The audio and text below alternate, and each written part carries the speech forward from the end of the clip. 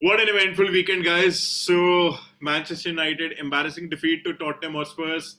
And a couple of more interesting matches. Manchester City to Newcastle United, a good game. Arsenal versus Crystal Palace, another great match to watch. And another eventful match, which was Chelsea versus West Ham. Guys, welcome back to Football Fanatics. This time we'll be talking about the weekend preview. There's going to be a weekend review instead of a preview. So, starting with you, Adarsh, obviously, considering it's you only, we are missing Akshay today. He is busy with his few personal things. So, it's just we two. So, Adarsh, let's start with you with Manchester United versus Tottenham 2-0. What's your say? How were your emotions exactly? Man, terrible. Horrendous performance by United. Totally unanticipated. Even though we played so poorly in the first match, I still expected United to come back, at least show some fight, determination. But everything was lacking, man. I was so furious during the match and after the match, but I'm calmed down now. It's been 3 days since then. I'm not feeling positive, but I'm still calm. I think if you think about it, the problem really is with everything associated with United. It's not only the just the players, it's the manager, it's the higher management, it's the owners. Everybody has to take the blame. The club cannot perform this way. I mean, I'll start off with the owners. So look at Chelsea, look at Liverpool, look at Man City, even Arsenal now. If they see a player who is not performing well or who doesn't have a great attitude, they just sell that player. They do not just make shift with that player for so long, like we have been doing with Luke Shaw, Van Bissaka, Harry Maguire, Fred, McTominay, Martial. All these players have been at United for so long and they have been shit, totally shit. So I don't know why the owners and the manager is still persisting with them. They should all be sold. Just do a clear out like Chelsea did. I mean, clubs which aspire to do something to win trophies have to act this way. If United will continue doing this, they will never succeed. So that is the problem with the owners. Now coming on to the manager, I think he was totally outplayed in terms of the tactics. We Exactly. saw in the True. first match that Bruno and Mason Mount, this pairing was not working at all in the midfield. We were overrun by the Wolves midfield. So what are you expecting from Tottenham? Is it going to be worse than that? So the manager, I mean, suddenly I think that he's starting to behave like Oli now and the previous managers. In the last season, you saw that he was coming out in the press conference and berating the players, telling everybody, telling the fans that these players are not performing. But now he's not. He's taking the blame. He's not even taking the blame. He's saying that he's asking for the fans to be calm, and he's asking us to be patient with the process, and this will work and all that. But we have to see there has to be some kind of proof on the pitch, and I'm not seeing it all. Nothing at all. So problem is with, I mean, Ten Hag also. I mean, how can you start Van Bissaka? He was so poor in the first match. United cannot have fullbacks who are just defensively decent. I'm not even saying good. We have to have something going forward also. So start with Dello at least. At least he can swing a cross. This guy Van Bissaka is totally useless. Casemiro, I don't know why United fans are kind of supporting him, taking his back. They're saying that he was left alone in the midfield. Okay, I can understand that, but you still need, when you're receiving the ball, you have to take control of the ball, at least find a pass with it. He doesn't have a clue what to do. He's losing the ball every time he's receiving the ball. He's not able to make those first time passes that he used to make. So even the players are not performing. The manager is not doing what he's supposed to do. The owners, we all know, they're all shit. So a culmination of all this is leading to what we are seeing on the pitch. So onto the game, I think the first half, I'll be very objective with my analysis. So in the first half, I think United was decent. We had better clear-cut chances than Tottenham. But again, you have to convert those chances. I mean, the header that Bruno missed, man, come on, it was an open header. It wasn't even a very flat or very fast-paced cross. It was a very simple, sweet cross. He just needed to guide that to to the target, and it would have been a goal. So I don't know what he was doing inside the box. It was such simple miss, man. How can you miss such a goal? And then again, the red card, man. This facade with the VAR, man. I cannot just take it anymore. It's not just United who are suffering. Every team in the Premier League is suffering with it. It was a blatant, clear, stonewalled handball, man. his arm was up in the air. It was not, anywhere near his body. So how can you not give it? And in actual, the live match, okay, I can understand that the referee cannot catch it, but the VAR has to catch it and it has to give a red card. It totally turned the tide of the match. And then, the United players, they don't have the, spirit and the courage to come back in the match. As soon as we conceded the first goal, their heads, hung, and they just couldn't, get back in the match. So a very disappointing performance. And the worrying thing for me is that I don't even see us improving in the next match. I mean, unless Ten Hag makes changes in the squad and in the tactics, I don't. If he plays in the next match the same team, I don't see us winning the next match. Also, it has been so poor. So overall, I'm very disappointed, man. We should have at least taken a draw out of this match. It was away from home. I would have been happy, kind of happy with the draw, but losing 2-0, showing no fight, no intention, no aggression in the second half. We just conceded the match. So that was the most disappointing thing for me. And I don't even know if we will bounce back. That's the situation I'm dealing with right now. So cannot say anything, man. I'm just totally devastated with this. I can understand your situation, and I think a draw against Spurs, no, I cannot be happy with that. Even if it is United, a draw against Spurs, no, I will never be happy with that particular result. Also, no matter whether it's home or away. Honestly telling, I think Spurs sort of surprised me because the all the players had a very clear idea that what exactly the game plan is, what they have to do. They were very clear about their roles. Son, I think that the group really impressed me. Honestly telling, I was impressed with Son. I think he got his speed back. Man, with his pace, he totally outplayed Van Bissaka Yeah, with yeah, his pace as well. Van Bissaka was able to do nothing against Son. That was a bit of a surprise part for me. And again, just imagine if Harry Kane was playing against United, it could have been a 3-0, 4-0 yeah, yeah, easily, right? So really disappointing. United is completely misbalanced. They're completely misbalanced. I mean, again, you just had one striker, he's injured, and now you're without a proper striker, without a proper midfielder as well. At least last season, Adarsh, I'll be very honest. I think United should start with Christian Eriksen at least for the first half. I know he's lacking the stamina at the moment, but at least the man knows how to distribute the ball. He can play that midfielder role. So maybe if United starts well, if they get some clear-cut chances, I think this can uplift the spirit of the players as well. And once he's away from the pitch, once he's substituted, the rest of the players can also perform pretty well. But at least United will be able to hold the ball. They will be able to hold the possession. At the moment, they're losing possession like anything because obviously there is not even a single player who can hold the ball.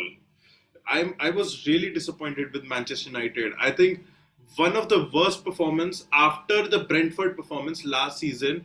This is the worst performance I've ever seen. I won't see this was even worse than 6-3 defeat against City. The 7-0 defeat against Liverpool. This was worse than that because here United players are totally clueless. They have no fucking clue that where we should pass the ball, whether we should put a cross inside, whether we should run, whether we should dribble. No fucking clue. Mason Mount shit. Bruno shit. Bruno was shit in this particular game. He just got one chance and he missed it like anything. I understand that that was a very clear penalty, but I have full faith in United players that even if it would have been a 1-0, definitely they would have conceded and lost by maybe 2-1 or 3-1 maybe. I have full faith in United players because see, apart from that penalty, the players were totally clueless, man. No idea what to do at the moment. They are totally misbalanced. I mean, this team, this management spent 3 weeks to get Mason Mount for 65 million pounds, knowing and since day one, I'm saying that he should be a backup for Bruno. Bruno and Mason Mount cannot play in the same pitch. I already told you when we were discussing the transfers. I already yeah. told you that they cannot play together. right? And again, I think till now, United is proving me right. So they cannot play in the same pitch. It's absolute shit. And I don't know what Ten Hag is thinking at the moment. Absolutely no clue, Honestly, man. 90 minutes of poor performance. Rather than that, I think get Christian Eriksen. Start with Christian Eriksen. It's a fresh beginning to the season. In the beginning, he can be much better. I think if you want to dissect the whole thing, then I can give you a very clear picture of what I think the best United side should be. So I think Rashford has clearly said in the press, in the interviews, that number nine is not his favorite position. He doesn't like to play in that position. He's more suitable playing on the wing. So I don't know if a player is himself saying that he's not comfortable in that position. So why are you playing him? You don't need to play him. You can Exactly. start with you I can. think they should. I think they should play without a striker at the moment, with the centre forward or a false nine, and Mason Mount can take that position. Maybe Mason No, Mount Bruno can take that position. I think we should not start Mason Mount at all because he's a new player. He should be brought in as a substitute, and once he gets his confidence, then he should start. I think Yeah, Martial is a good choice playing in the number nine position because he can at least hold up the ball. He's not injured, which is exactly. very fortunate. Play Rashford on the left side. You saw Garnacho playing on the left side, although he played well. Compared to the Wolves game, but again he was wasteful in front of the goal. He had a couple of chances where he should have crossed the ball to Rashford, but he didn't. He tried to shoot the ball, and he missed. So, and the second half he was invisible. So play Rashford on the left. Start with Martial. I don't know why he's playing this guy, Anthony. I'm totally frustrated with him, man. Anthony is a shit player, There's man. He one, no. There's one thing I would want to tell you, Adarsh. If Anthony gets a decent right back who can support him in the wings, I think he can play better. See, most of the time, again, because there is no a particular RCM in the team at the moment, the the whole right side, it's all Anthony. Nobody is coming to support. He has got no other option. I was seeing that this man is alone, knowing that he's young at the moment, he's a bit immature. Someone should go and support. I think a good right back can make a good partnership with him, and things can be much better. He needs a good right back. You need a good right back. Maybe someone like Kevin Trippier, Kieran Trippier, or someone. See, I'm not saying that get Trippier, but someone like Trippier who knows how to defend, who knows how to attack as well, and who can be a leader sort of a player as well, who can guide the young player. No, I understand that, but at least, I mean, Anthony, why are you not taking on the players? At least you should complete one dribble in the whole fucking match. He's not even trying to dribble. He's a one-trick pony basically, and he had an opportunity to score the goal. He missed that opportunity also, so he's not clinical Yes, as well. And on the right back position, I understand that firstly we should have bought a new right back who is much more skillful and has a higher potential. But if you compare Van Bissaka and Dallo, I think Dallo is better going forward, and he has more. absolutely. Yeah, so I don't know what's Eric Ten Hag's obsession with Van Bissaka is. But He's totally but the useless. problem is Dallo is totally wasteful when it comes to defending, No, no, no, and he's he's not. not quick as well. He's not He, that quick as well. That's the I know, problem. I know. Once he goes ahead, it takes a lot of time to come back. But understand, Tanmay, most of the teams who play against United do not think of, they don't play with a very forward-thinking mentality. Their first instinct is to protect the match. Most of the teams I'm talking about. So in that scenario, Dalot should start. And if we concede a goal, then maybe in the second half, Van Bissaka can come in to kind of solidify that. But you're starting with Van Bissaka, you're totally not giving the opportunity to the wingers, or from the right side, you're just closing the doors to open any scoring opportunity. So you should not do that. And I should not be telling this. Eric Ten Hag is an experienced manager. I don't know what he is doing. Firstly, I mean, he The should have this. problem with Anthony is that considering he is left all alone, whosoever defender, whichever defender is going there to tackle him, that player knows that since no one is around, he will try to dribble, and that makes him very predictable, and that's why he's not able to clear the dribbles as well properly. You need see this team is totally misbalanced. Bruno and this guy Mount, they're not even proper central midfielders. None of them is a central midfielder. They are very restricted to that CAM role. None of them can play at the left or a right position of the midfield. They are totally at the center. They are totally centrally bound midfielders. So there is no RCM. There is no proper right back. There is no one. Even Rashford is not able to come and support him that okay, I'm ready to take the pass the ball to me. There's no one. I'm seeing that guy all alone. Obviously, he will be tackled. He's Ra- very young at the moment. Rashford is not Totally doing different. anything. Rashford needs to be played on the left. Till you play him as a centre forward, he will not contribute to the team. I think he is virtually told that to Ten Hag, but Ten Hag, I don't know why is he persisting with him in the centre forward position. He should quickly make that change in the next match. I think if he does not make that change, we'll again I struggle think scoring goals. Tanak doesn't want Martial. I think he definitely doesn't want to see Martial. That's why he is doing such type of stupid mistakes. Another thing, why is Sancho not starting? Why are you starting with Exactly. Garnacho, who is really immature at the moment? Or even Anthony, because see, Anthony, I can understand that potentially he may be good, but he's not doing anything right now. So start Sancho. Sancho looked good in the first match. Why did he not get the chance in this match? I don't understand. So Ten Hag has to, you know, make some changes quickly and improve drastically. Otherwise, we're going to be struggling a lot this season. But I think we should move on to the next match. We've spent a Moving lot on to of time on the next United. game, another eventful one. Uh, West Ham versus Chelsea. So, guys, just want to tell you in the preview, we were the prediction that we made regarding this game. It was 2-1 or 3-1 Chelsea win versus West Ham. So, regarding the scoreline, we were absolutely correct. It was a 3-1. It's just that the sides were totally opposite. It was West Ham who won against Chelsea. Others, what's your say? I did not see it coming at all, man. Especially from West Ham, because I thought that under David Moyes, they are not going to be very positive. Because I thought that they are probably thinking of sacking him, or not. The players were not in tune with him to play for him. But this caught Chelsea off guard totally. They were so aggressive in the field, and they were not just letting down. I mean, they were competing with Chelsea for everything. The second balls, the first balls, moving forward, they were aggressive. So even though Chelsea, I'm not saying that they played bad. Trust me, they played better than United. That is very clear. But but West Ham did not give them many chances. They were quite aggressive on the pitch, and I think their signing of Ward-Prowse is very crucial. What a match he had! The first game, home game, and gave a very good performance. Chelsea, again, defensively, I think they're quite weak.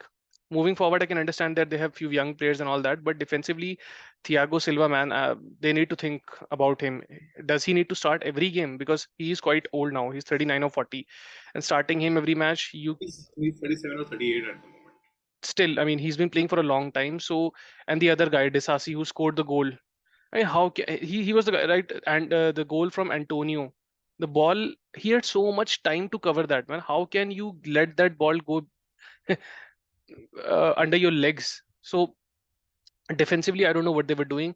Or on the in the what's it called, in the free kicks, corners, and all that, Chelsea were quite poor, and West Ham capitalized. West Ham has always been a physical team, good in the air and all those things, and they did capitalize on that. So very disappointing. And again, Caicedo, man, just after coming, he was so hyped that what he's going to do. If you're losing 2-1, you should be more disciplined. And instead, he conceded that penalty, man. What a poor start for him. Um, but overall, a very disappointing loss for Chelsea, especially because we did not see Another it coming from eventful West thing Ham. happened. Others, you're missing another event in the game. Enzo Fernandez missed the penalty. Actually, you know what? I did not watch the first half. I only watched the second half, but I know that he missed a penalty, and Just it want to was a tell you, good yeah, penalty. Enzo missed the penalty. It was a very poor penalty, and it shouldn't have been missed. If Chelsea would have would if he would have won that scored that penalty, I think the result would have been different because then Chelsea would have been at the front foot, and West Ham, I think they would have given more space to Chelsea because then West Ham would get into that attacking zone. The moment West Ham's you know. Got the were ahead of Chelsea by 2-1. I think they were totally compact and didn't give any chance to Chelsea to score. Rather, because of that counter attack pressure, they conceded the penalty and it became 3-1. So what was the score when Enzo missed the penalty? I think Chelsea were winning 1-0, if I'm not wrong, No, right? no. So it was West Ham who were winning 1-0. Chelsea equalized 1-all, and then he missed the penalty. Okay. So you're saying that it was a bad penalty. I think it was a good goalkeeping actually instead of a bad penalty. He hit the ball quite hard towards the left corner, but right of the goalkeeper. But it was a good dive and good save from the goalkeeper. But again, I think Chelsea, the positioning of that ball, the way the yeah, direction was not good at all. It could was be a very easy thing because it was neither at extreme left or totally center. It was somewhere in the middle, and no matter how hard you hit the ball, if it's in the between the extreme left and center, it's always easy for goalkeeper. He just has to guess the direction, just has to nothing make a else. connection, proper connection, and then Exactly. yeah, but Chelsea, I mean, not very surprising because these matches will come to Chelsea where they are 1-0, a goal down, or the opposition is quite aggressive, quite, cagey with them. And Chelsea does not have that experience. Again, the inexperience came here because the players are not experienced. They haven't played at this level. So that's why Chelsea lost the match, I think, because they have the quality, but they don't have the mentality. They don't see themselves as players who can come back in a match and win from any position, because even towards the end of the match when the score was 2-1, Chelsea had a lot of position, but they were not able to create any chances. uh, s- Yeah, because the defense was totally compact. yeah, I understand, but still you should have. I did not see a goal coming from Chelsea. That's how bad they were. I mean, you can Yeah, see the exactly. if Man City would have been in that situation, or even Liverpool, they would have created much more chances than Chelsea and probably had scored one. But Chelsea could not do so because they don't have the experience in them. So a bad result for Chelsea, but I think they can still bounce back. And not every team will play against them this way, especially away from home. It's always difficult. It's the London derby, so I think they can still bounce back. But yeah, red card, Caicedo's red card, missing a penalty. There were a lot of negatives in the match, so they have, Caicedo's penalty yeah, concede, not the the red penalty, one. yeah, the penalty concede. So they have to kind of gel up again and think of performing better in the coming matches. So they'll probably do well, I think. Let's see what happens. Anyways, moving on to the next one. Another a bit of an eventful game: Liverpool versus Bournemouth. So 3-1 win for Liverpool, although it would have been 6-0, 7-0 uh, if McAllister wouldn't have received the red card. Uh, like Liverpool were in a complete thrashing mode in that Yeah. particular game. It looked like the repeat of the 9-0 from last season to an extent. Yeah. I think the goal scorers were not as clinical. I saw this guy Diaz and Jota. They missed a few chances, which usually I expect them to convert. So, No, but they, no. I've seen them enough missing. Well, I've seen them missing enough chances. I hmm, don't think they're that much clinical. Jota is a good, super sub kind of a player. He has been a good super sub for Liverpool, and he should be continued that way. Again, I would say Darwin Nunes should be the starter. yeah, he came back. He came in very late. I think in the 85th or 86th minute he came in. Exactly. So that was quite late. I think he should have been bought on a bit. But the man who impressed me the most was Sobozalai, man. What a player!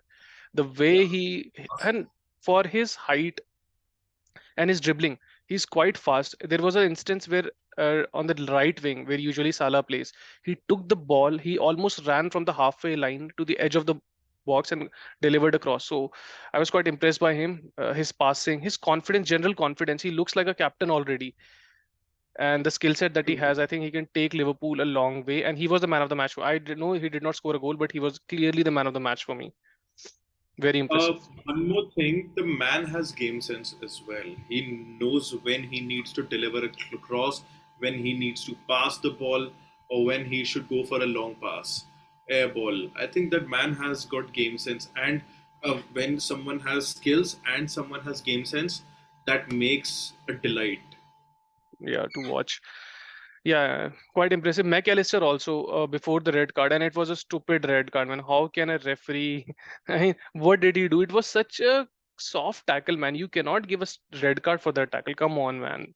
This is just sheer stupidity. I don't have any likenesses for Liverpool, but still, I like good players, and a player like him should not have received a red card for such a petty challenge. It was nothing, absolutely nothing. But he was playing well I don't before know that. what referees are up to these. I really don't know what referees are up to these days, giving unnecessary red cards. That I think it went to VAR, if I'm not wrong, right? This one also. Yes, it went far, I guess. So if then it's a very poor decision because VAR you can see what exactly happened, how much was the impact and all those things. And if, even after that you're giving a red card. But luckily for Liverpool, Bournemouth were shit. They even after the red card, Liverpool was all over them. They could have played for another 90 minutes and Liverpool, only Liverpool would have scored. So that's how poor they were. But I think Liverpool they should have scored. I think they should have scored at least 5 goals. The way the chances that they had and how much the midfield was supporting them, the strikers should have played better. They should have been more clinical. I think so. That was the only Again, that's negative for them. something I don't expect from Diaz and Jota. Clinical missers. They are not finishers, they are clinical missers. No, but I think as the season will go on and they will, you know, get a chance to gel up more, I think they will increase their productivity. So If they they will get be. to play, considering they already have Gakpo and Nunes, I really don't think they'll be getting majority of the chances. I think Jurgen Klopp has already set his mind that he will be playing Jota in the center forward position. I mean that the three that played in this match, I think they he will stick to them unless anything bad starts to happen. I think Nunes will be benched for the majority of the first half of the season at least, I think, because bringing on Nunes in the 85th minute, man, this was not good. He should have been brought on. He should have been given the opportunity to score a goal in this match at least. So I exactly, and he's young at the moment. Don't play such games with him. Either sell him to some other club if you don't want him. To be very honest, no, I think good he team always does the same thing. If he's not in your proper plan at the moment, see, you bought him for 100 million, right? The man is young. He still has got a lot of potential. He has got strength. So doing such sort of dirty things with him, like getting him at 86th minute. I mean, getting a striker at 86th minute other doesn't make any sense to me, especially if you're winning 3-1. It doesn't make any sense. What are you trying to prove? We all know that he won't be able to do much. He might get a very, simple header or something, but again, that will like that will become to nothing for him. yeah. It's probably because last season he missed a lot of chances, so Klopp is not quite confident with him, and he thinks that as long as Jota is fit, why not start him? So it's maybe his thinking, but he will definitely play more games as the season progresses. Jota, most likely, he will not be playing all the matches. He tends to get a lot of injuries and niggling injuries, so we might see him uh, more and more. Let's see. Anyways, moving on to the next one, Crystal Palace versus Arsenal. Uh, to be very honest, couldn't really see the match. It was a great match, I'll tell you. Crystal Palace did every possible thing that they could for entire 90 minutes to stop Arsenal from scoring the goal. And the only lapse of concentration that they had, not more than like 2-3 seconds, is how they conceded that goal. It was a free kick. I don't know if you saw the goal as well. It was a free kick Penalty, I way. guess. No, it was a free kick. It was a Oh, penalty eventually, but it came from the free kick. So it was a free kick way far away from the goal, and Martinelli took it quickly before even they could set up a wall and everything. He took it quickly, and then this guy, the striker, Nketiah, he went down. The goalkeeper challenged him and he went down, and that's how they got the penalty. But aside from that, they although Arsenal were playing good, they were good in the position. They were going into good spaces, but the defense was very astute from Crystal Palace, and they did not allow them to. And they also had a few chances of their own, Crystal Palace, especially in the first half. But overall, on the balance of play, I think it was a deserved victory for Arsenal, but a very hard-fought victory for them. Their best player in this match was Declan Rice, man. I saw their other midfielders like Odegaard, Havertz was shit, man, throughout the match. I think Arsenal were playing with 10 men throughout the match. He was totally non-existent, had zero influence on the match. Whenever he received the ball, he just gave 5 yard passes to Martinelli. He did not look up. He had other chances, other passes to give at better positions, but he did not have the vision to see them. And Mikel Arteta did not even substitute him. He played the entire match. So even after the five substitute rule, he did not substitute a player who was not playing well. So I don't know what's going on with that. But other than that, I think all the other players were decent, especially Declan Rice. He was running the game in the midfield, and he was the one player who, although is more of a defensive player, he was contributing a lot moving forward, especially in the second half when he saw that Arsenal were struggling to make chances. He went ahead. He gave those one-touch passes to create opportunities. But man, Arsenal, the way they survived, because Crystal Palace had like 80% position for the last 10 minutes. They were totally dominant on the ball. Eze, man, he was trying everything. There was a penalty chance also. Eze dribbled past two, three Arsenal players, and I think he was knocked down by Gabriel or some other defender. And personally, I think it was a penalty. It did go to VAR, but they did not give the penalty. It could have been a penalty. It was quite 50-50. But Arsenal, they just survived that match literally. And I mean, you will see the replay, see Arteta's reaction, man. He was reacting as if he has won the FA Cup. He was so ecstatic after the match. So that tells us how difficult it was, and a good, a good win for Arsenal, I would say, in this match. I think Crystal Palace at their home is a very difficult side to beat, man. I've seen Yeah. this last season. Man City were playing Crystal Palace at their home, and they made their life very difficult. Somehow, it was a very similar kind of result. Somehow, they earned the penalty and they scored it. Otherwise, it was a very, very difficult game. Crystal Palace at their home is a very difficult side because they're very compact defensively. They're very, disciplined, I would say. It's a very well disciplined side, at least defensively. Yeah. And Roy Hodgson, you already know that man. He has been an experienced manager with Crystal Palace, especially. So I think a good win for Arsenal. If you told me, as you told me about the Declan Rice, it's a very, very positive thing for Yeah. a very positive note for Arsenal because that man can lead Arsenal to many victories. If he plays like this, he can be a genuine leader as well, a second captain after Odegaard. Mm. So a No, very positive note for Arsenal. Winning against Crystal Palace at their home and Declan Rice performing, it's a positive sign. It's a positive sign, no doubt. it clearly looked as if they have somebody new in the midfield who is making a lot of uh, influence, who has a Effort. lot of influence. I mean, he was quite dominant in the midfield, I would say. Christ, I mean, we will see these in other matches. Arsenal, I think this season will be very solid defensively, just because they have Declan Rice there and Saliba. Man, Saliba again, he was very good in this match. Every Declan Rice he is not defensively, he's very intelligent as well, Adarsh. He clearly sees that if, like for example, a right back is struggling, his positioning defensively is very solid. His anticipation is very good. He anticipates that the player can come onto this side, or maybe he can, the winger can dribble past this particular defender. So let me go to this particular position. I think he has got that defensive anticipation.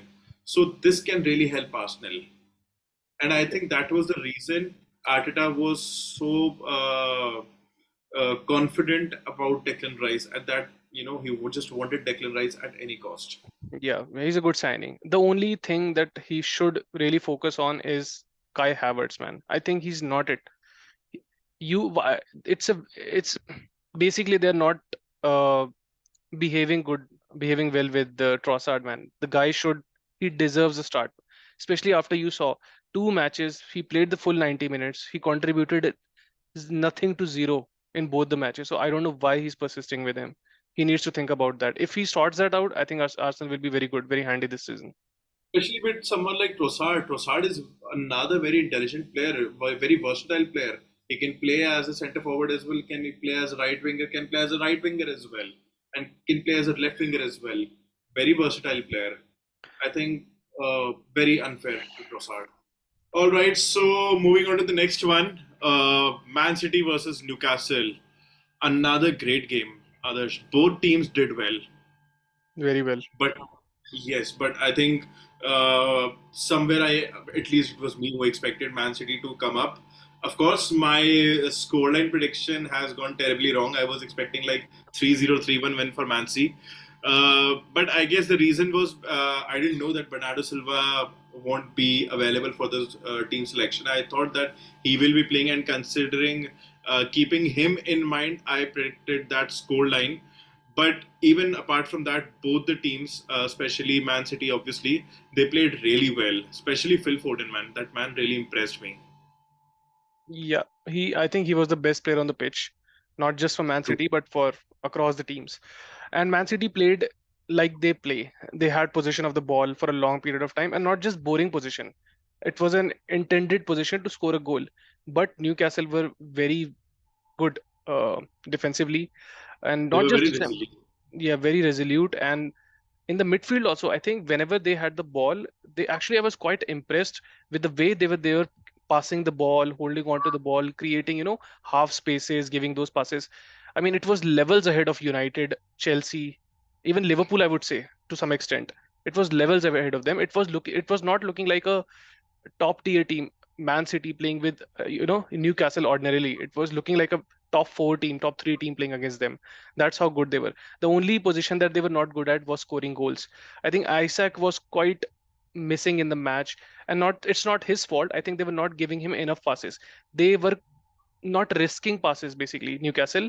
And I if think you somewhere I would credit Man City for that as well. Yeah, Man yeah, City absolutely. defense and midfield were that good that they couldn't allow much space to Isaac. Yeah, they did not allow him any space. I think this guy, the new signing, what's his name? uh, Guardiola. Guardiol was marking him, and he was making some good runs. He was making some good runs behind the defense line, but he was constantly marking him. So I think apart from Tonali, who had a few passes to him, neither of the other Newcastle players were courageous enough to play those risky passes to Isaac. And unless you play risky passes against Man City, you are never going to score a goal. So that was their problem. But otherwise, in the middle of the park, they were quite confident in the position whenever they had the ball. It wasn't looking like Man City will take the ball away from them quickly. They had some good spells of possession, especially in the second half. But overall, because they did not have any clear-cut chance, they would never score. And I would say that Man City also, they did not also have many clear-cut chances. I think this goal that Alvarez scored was just out of the That blue. was It was a true. That was brilliant goal from the edge of the box, man. It was a first time. Whenever you hit a first time shot, most of the time you will trouble the goalkeeper, and that's what happened. So it was a great instinctive, snappy shot from him, which caught him off guard and scored. Otherwise, apart from that, generally how Man City scores the goal, they take the ball towards the sideline, and they make some 1-2s there and then cross the ball. I did not.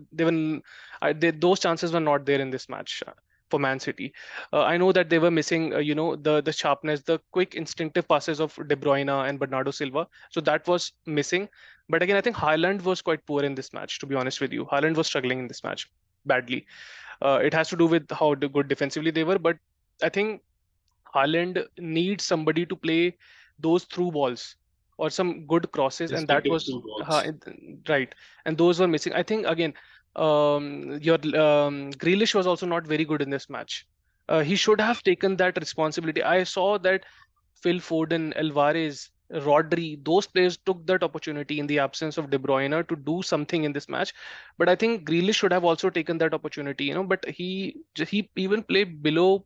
He played below par in this match, I would say. So Grealish and Haaland were not good in this match. If they were good, if Grealish had, I think Grealish was up against this guy who's the right back. Trippier.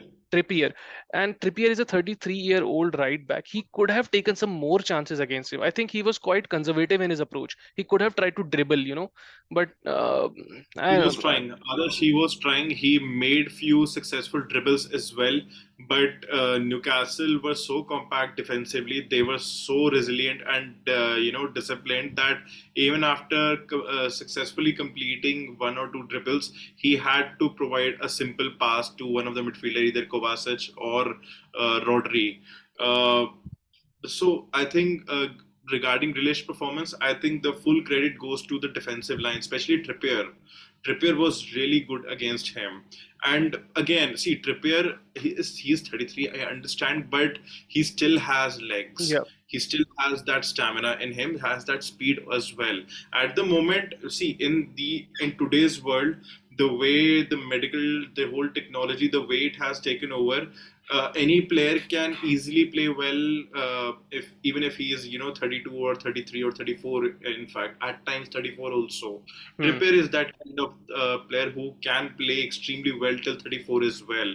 So he played really well. He was also doing extremely well against Grealish. Other than that, the whole center, all the centre backs and everyone, they were really good against the whole attacking unit of Man City. Yes, scoreline was 1-0, but credit goes to the defensive line, the overall defensive line for that. Yeah. No, on Grealish, I agree that he Man City and Trippier has got that experience now. I know I So the thing with Grealish is that he lacks a bit of pace for me, right?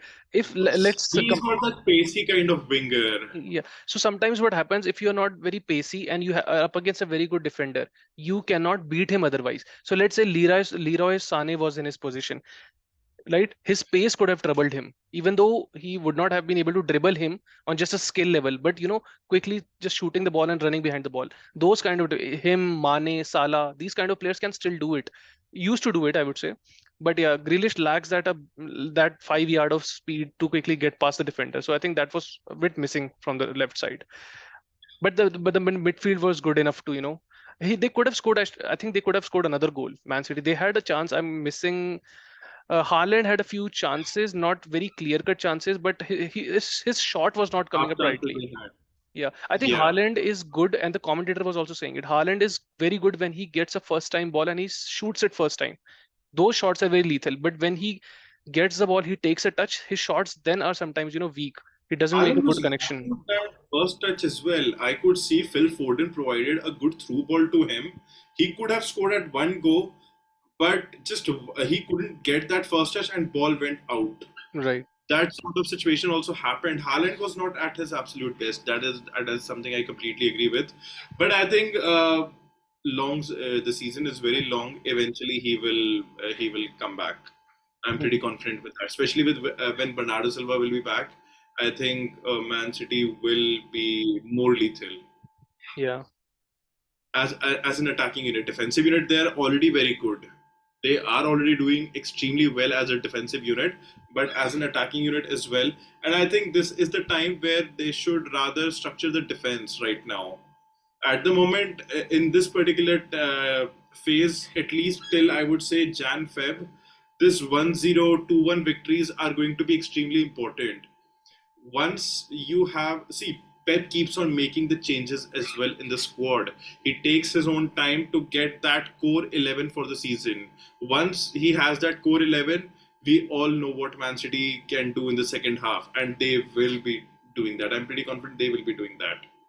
Also, I think that in this season, something is different is happening. It's quite early to say that, but any weak team which is playing against the top teams, they are playing very well. Apart from that Bournemouth loss against Liverpool, you see Wolves, West Ham, Newcastle. I won't consider Newcastle a weak team, but still, all these teams, whenever they're playing against a big What team, basically you were saying. Crystal Palace and all these teams, they're playing actually very good against the big teams. They're not allowing them to be very free on the pitch and score as many goals as they want. So and still Man City and Arsenal can get results because the other teams haven't been able to do so. So I think that's credit to them. Exactly. See, the thing is, right now, all the teams, see, we have to agree up to some extent. Every team has got a decent budget to to spend some in the transfer market, so they get those players accordingly, and they set a defensive unit against these big teams. They set up a defensive unit. They know that they have to be compact, they have to be very disciplined and resilient against these big teams, especially when it comes to uh, protecting their own box. So now, considering they have that clarity, they have got a decent budget. I won't say that every team has a budget like Man City or Chelsea. No, not at all. Not even equal to Arsenal. But they have got a decent budget as per their position in the league. But so accordingly they spend, and again the manager has that clarity what exactly he needs from the players. Players have the clarity what exactly the manager wants from them, and that's why the weak teams like Crystal Palace or West this Ham. thing West Ham or this thing Wolverhampton, they're proving out to be a bit difficult team. Because Yep. see, if you watch the game against Brighton, if you watch the game Brighton versus Wolverhampton, sorry, Wolverhampton played against Aston Villa. Sorry, Aston Villa. They knew that Aston Villa is not that a top tier team. So they started attacking against them, and their Aston Villa capitalized and won Yeah. 4-0. Yeah. That's the thing they had because they know. And again, the top tier teams, they obviously, yeah, if your nine players are constantly defending the goal, it becomes difficult for any team to score. So Hmm. credit goes to both Man City and Arsenal for getting those victories. Yep. And for both of them, we really cannot say that the goal came out of nowhere. No, it was not like that. They were constantly making the passes, they were constantly troubling the defense as well. Yeah, the relentless pressure that they had on the match, sometimes, the other team lacks concentration, just a bit of lack of concentration, you concede goals. So they credit to them that they're so clinical that even for a slight, margin, they're not wasting that chance. They're scoring that goal. Exactly, exactly. Credit goes to both of them. Anyways, that was all about it. Moving on to the next segment. So let's go. So here's our next segment. So Adarsh, as per you, the team of the weekend. Uh, Team of the weekend for me, and I think it's no, let me think about it. I can easily say Aston Villa because they won 4-0. I But think Brighton also. Let's oh, consider sorry, Brighton. yeah, Brighton, they They also also won won 4-0. 4-0. But I'll select the teams which are considered the top six teams, I'll just choose from them. So out of them, based on the performance, I think it was Tottenham. Even though United was shit, but they still played well in the second half. And the thing that they I liked about them is that they were constantly pressurizing United. They were not happy with. I mean, they could have drawn this match and be still very good, but they went ahead with the victory. So I think it will for me it is Tottenham.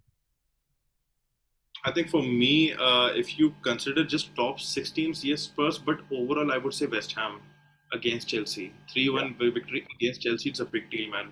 Especially for a team like West Ham, for a manager like David Moyes. Even David Moyes wouldn't have dreamt of, winning 3-1 against Chelsea. So for me, it's West Ham United. Yep. Uh, Player of the weekend for you. I'll say it just based on the eye test. I was very impressed with Sobozalai, man. The guy can play football and to a very high level. So I was very impressed with him. It was so good watching him.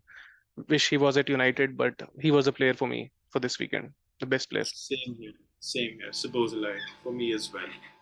A Same here. shout to Declan Rice also. He was very good. Even though they played against Crystal Palace, but he was immense in that match.